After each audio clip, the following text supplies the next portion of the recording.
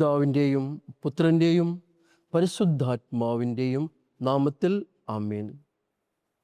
പരിശുദ്ധ കർമ്മല മാതാവിൻ്റെ നൊവേനയുടെ 8-ാം ദിവസമാണെന്ന്.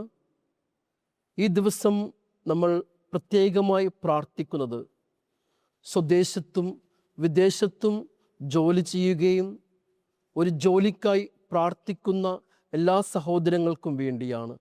കർത്താവായ ഈശോ പരിശുദ്ധ അമ്മയുടെ പ്രത്യേക മധ്യസ്ഥത്താൽ ഈ സഹോദരങ്ങളെ അനുഗ്രഹിക്കട്ടെ എന്ന് പ്രത്യേകം പ്രാർത്ഥിക്കാം.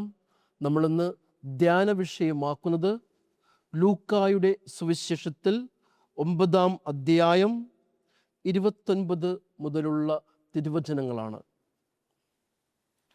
പ്രാർത്ഥിച്ചു കൊണ്ടിരിക്കുമ്പോൾ അവൻ്റെ മുഖഭാവം മാറി, വസ്ത്രം വെണ്മയോടെ ശോഭിച്ചു. ഈശോയുടെ രൂപാന്തരീകരണത്തിൻ്റെ ആ വലിയ സുവിശേഷ ഭാഗമാണ് നമ്മളിപ്പോൾ ശ്രവിച്ചത്. കർത്താവായ ഈശോ പ്രാർത്ഥിച്ചു കൊണ്ടിരിക്കുമ്പോൾ അവൻ്റെ മുഖഭാവം മാറുന്നു.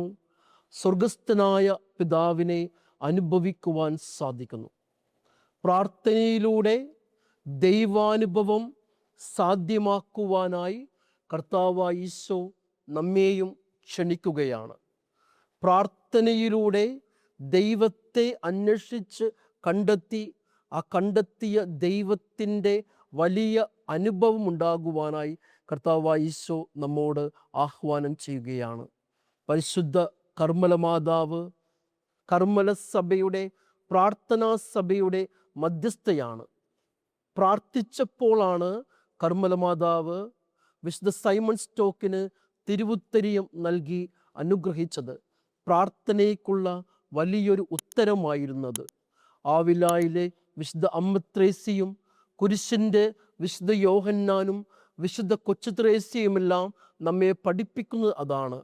പ്രാർത്ഥനയോടുകൂടി ദൈവസന്നിധിയിലായിരിക്കുമ്പോൾ പരിശുദ്ധ അമ്മ അനുഭവിച്ച ആ വലിയ ദൈവാനുഭവം നമുക്കും ഉണ്ടാകുമെന്ന്.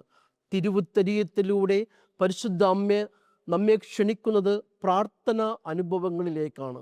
നമ്മുടെ അനുദിനമുള്ള ദിവ്യബലി അർപ്പണം, നമ്മുടെ കുടുംബ പ്രാർത്ഥന, മറ്റു പ്രാർത്ഥനകളെല്ലാം നമ്മെ ക്ഷണിക്കുന്നത് വലിയ ദൈവാനുഭവം ഉണ്ടാകുവാനാണ്.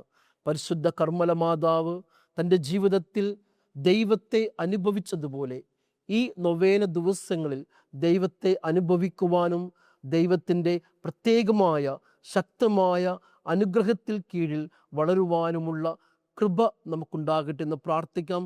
കർത്താവായ ഈശോയ്ക്ക് സംഭവിച്ച ആ രൂപാന്തരീകരണം പ്രാർത്ഥനയിലൂടെ നമുക്കും ഉണ്ടാകട്ടെ എന്ന് പ്രത്യേകം പ്രാർത്ഥിക്കാം. കണ്ണുകളടച്ച് കർത്താവിനോട് നമ്മുടെ എല്ലാ നിയോഗങ്ങളും സമർപ്പിച്ച് പരിശുദ്ധ കർമ്മല മാതാവിൻ്റെ മധ്യസ്ഥത്താൽ പ്രാർത്ഥന അനുഭവമുള്ള വ്യക്തികളായി മാറുവാനുള്ള കൃപ നമുക്കെല്ലാവർക്കും ഉണ്ടാകട്ടെ എന്ന് പ്രാർത്ഥിക്കാം. കർത്താവായ ഈശോ നമ്മെല്ലാവരെയും സമൃദ്ധമായി അനുഗ്രഹിക്കട്ടെ. ആമേൻ.